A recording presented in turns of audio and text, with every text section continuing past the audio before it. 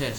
এবার আমরা সুন্দর করে এটাকে এখান থেকে এডিট করে নেব, অর্থাৎ ডিলিট করে ফেলবো। জাস্ট লেয়ারটাকে সিলেক্ট করে ডিলিট, দেখেন চলে গেল। এবার কি করতে হবে, জাস্ট এখান থেকে যে আমরা যে রেক্টেঙ্গুলার টুল যেটা বলি, এখান থেকে জাস্ট একটা বক্সের মতো নিব। খেয়াল করবেন আমাদের পুরো ছবিটা চলে গেছে কিন্তু, মানে অর্থাৎ ফেসটা। তো এখন ওকে দিয়ে জাস্ট আমাদের যে ছবিটুকু আছে এই ছবিটাকে উপরে নিয়ে যাব। দেখেন ব্যাকগ্রাউন্ড কিন্তু চেঞ্জ হয়ে গেল।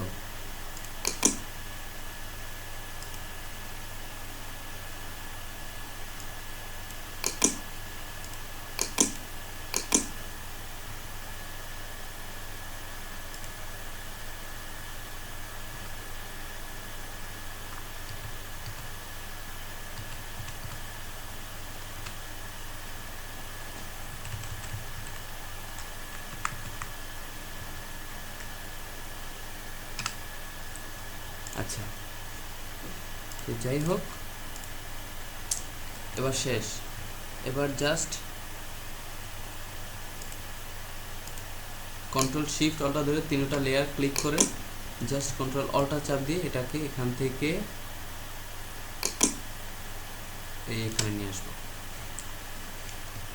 কন্ট্রোল টি দিয়ে এটাকে একটু ছোট করে নেব।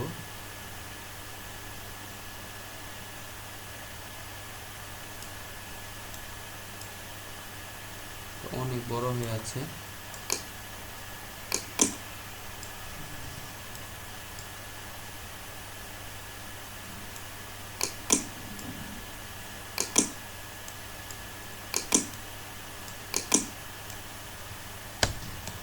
দেখেন ছবিটাকে সাইজ করে ফেললাম, ঠিক আছে, একটু হালকা চাপিয়ে নিলাম।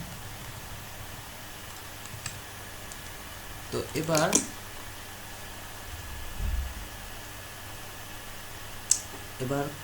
কন্ট্রোল চাপ দিয়ে লেয়ার উপরেরটা এবং নিচেরটা এই দুইটা আমরা সুন্দর করে এখান থেকে কন্ট্রোল অল্টা চাপ দিয়ে যেই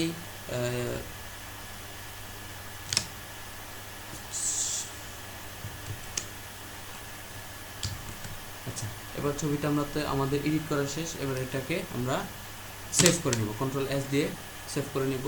জেপিজি ফাইল, এই যে জেপিজি ফাইল, যেমন ডেস্কটপে সেভ করতেছি, যেমন মারুফ 07, ঠিক আছে, মারুফ 07 দিয়ে সেভ করব, ঠিক আছে, ওকে। এবার আমরা এগুলো সব ডিলিট করে দিব, নো, ঠিক আছে, ডিলিট করে দেবে। এখন আমাদের যে A4 সাইজের পেপারটা রয়ে গেছে, ডেস্কটপে যাব, এই যে ছবিটা আমাদের এখান থেকে জাস্ট এই ফটোশপে কপি করে নিয়ে আসবো, এখানে কপি করে ছেড়ে দেব।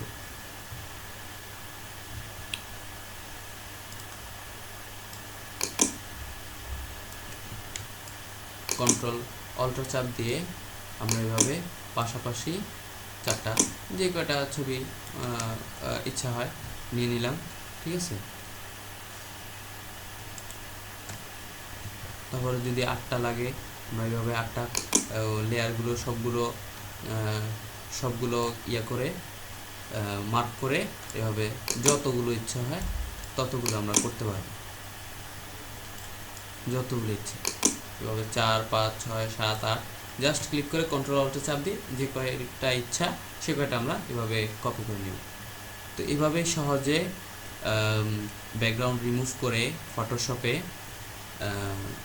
পাসপোর্ট সাইজের ফটোগুলোকে এডিট করতে হয়। তো আজকের জন্য এতটুকুই। ভিডিওটি যদি একবারও